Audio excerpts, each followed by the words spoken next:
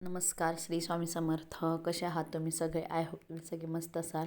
तर 4 फेब्रुवारीला म्हणजे बघा मंगळवारी आपल्याला रथसप्तमी येत आहे. तर रथसप्तमी आपण प्रत्येकाचे उपवास वगैरे असतात. ज्यांचे उपवास नसतात त्यांनीही ही पूजा केली तरी चालेल.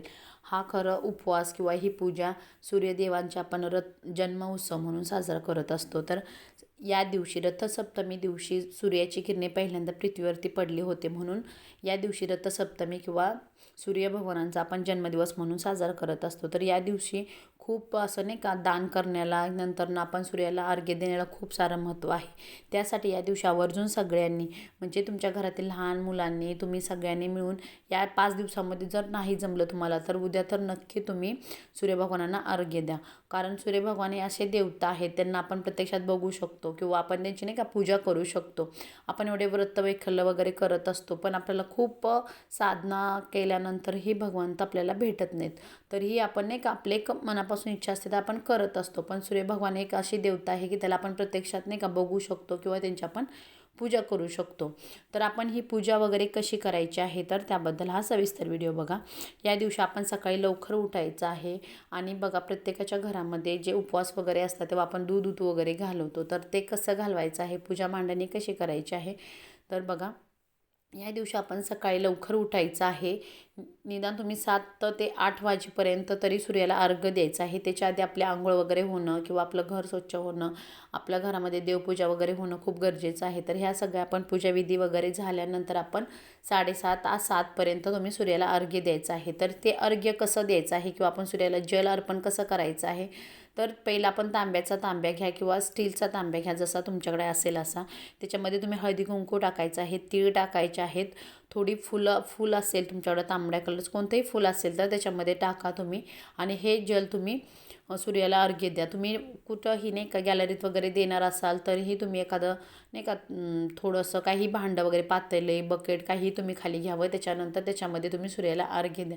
कारण आपण जे देवाला पाणी अर्पण करत असतो ते पाणी जर कोणाच्या पायाखाली वगैरे तुडवलं गेलं तर आपण जी सेवा केली आहे किंवा आपण जे नाही का भगवंताची जी सेवा करत असतो त्याचं आपल्याला फळ मिळण्याच्या ऐवजी आपल्याला त्याचं नाही का पाप लागत असतं. तर त्या तशा गोष्टी आपण करायच्या नाही. चुकीच्या गोष्टी केल्यानंतर आपल्याला चुकीच्या गोष्टीचे आपल्याला मग ते मूल्य द्यावेच लागतं, म्हणजे आपल्याला त्याचा त्रासच होत असतो. त्यासाठी तुम्ही काय करा, कोणतीही गोष्ट करताना तुम्ही खिडकीमधूनही जर दिलं, तुम्हाला आता फक्त फ्लॅट सिस्टीममध्ये सूर्यभगवान आपल्याला काही दिसत नाहीत किंवा आपल्याला ते अर्घ्य देताना म्हणजे प्रॉब्लेम होत असेल तर तुम्ही खिडकीमधून जर दिसत असतील तर तुम्ही खिडकीमधूनही दिले तरी चालेल. फक्त खाली पातेले किंवा काही घ्यावं, त्याच्यामधून तुम्ही हे अर्घ्य द्यावं. अर्घ्य देताना तुम्ही ओम सूर्यभगवान नमः असं सूर्यभगवानाची नावं घेत तुम्ही हे अर्घ्य द्या. आणि अर्घ्य दिल्यानंतर तुम्ही पूर्ण दिवस आदित्य हृदय स्तोत्र वगैरे एकदा तरी वाचा किंवा मोबाईलला वगैरे लावा.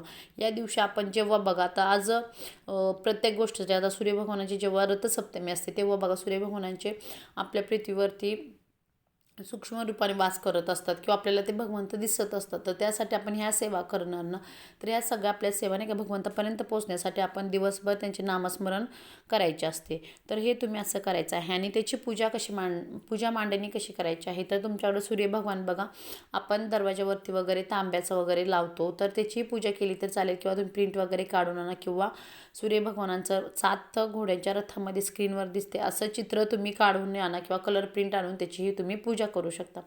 तर एका पाठावरती ते फोटो ठेवा किंवा ते सूर्यभगवानचं तांब्याचं जे असेल तुमच्याकडं ते ठेवल्यानंतर तुम्ही पहिला आपल्याला माहीत आहे पहिला आपण दिवा प्रज्वलित करतो, तो दिवा प्रज्वलित करा. त्याच्यानंतर तुम्ही गणपती बाप्पांची पूजा करा. प्रत्येक पूजेमध्ये आपण गणपती बाप्पांची पूजा करत असतो. गणपती बाप्पांची पूजा करताना गणपती बाप्पांचे मंत्र ओम गणपते नमः म्हणून त्यांचा अभिषेक करा. त्यांना गूळ खोबऱ्याचा नैवेद्य वगैरे अर्पण करा.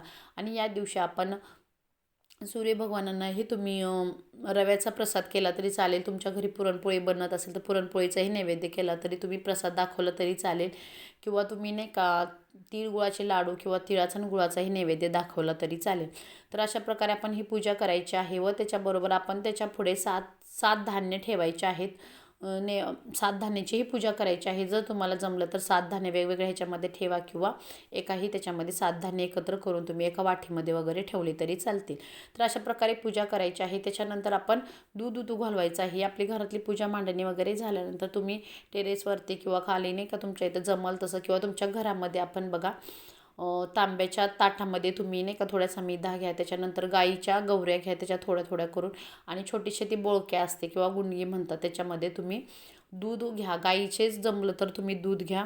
गाईच्या दुधामध्ये थोडे तांदूळ टाका, हळदी कुंकू टाका, त्याच्यानंतर तुम्ही त्याच्यामध्ये थोडे तीळ टाका, थोडी साखर टाका व ते दूध तुम्ही ते गाईच्या गवऱ्या ठेवलेल्या आहे त्याच्यामध्ये कापूर वगैरे टाकून ते होम तयार करावं. त्याच्यावरती ती गुंडगी ठेवा व ते नाही का दूध असं पूर्ण गरम होईपर्यंत पूर्ण भरू नका, थोडंसं कमी ठेवा व ते पूर्ण भरल्यानंतर ते दूध आपण उथू गेल्यानंतर बघा कोणत्या दिशेला जाते. आपल्याला सूर्यभगवानची पूर्व दिशा आहे त्या दिशेला गेलं तर आपला म्हणजे शुभ असं मानलं गेलं आहे. तर ज्या दिशेला जाईल त्या दिशेला जाऊ द्या व त्याच्यातील थोडंसं राहिलेले दूध आपण घरातील प्रसाद म्हणून सगळ्यांनी खायचं आहे.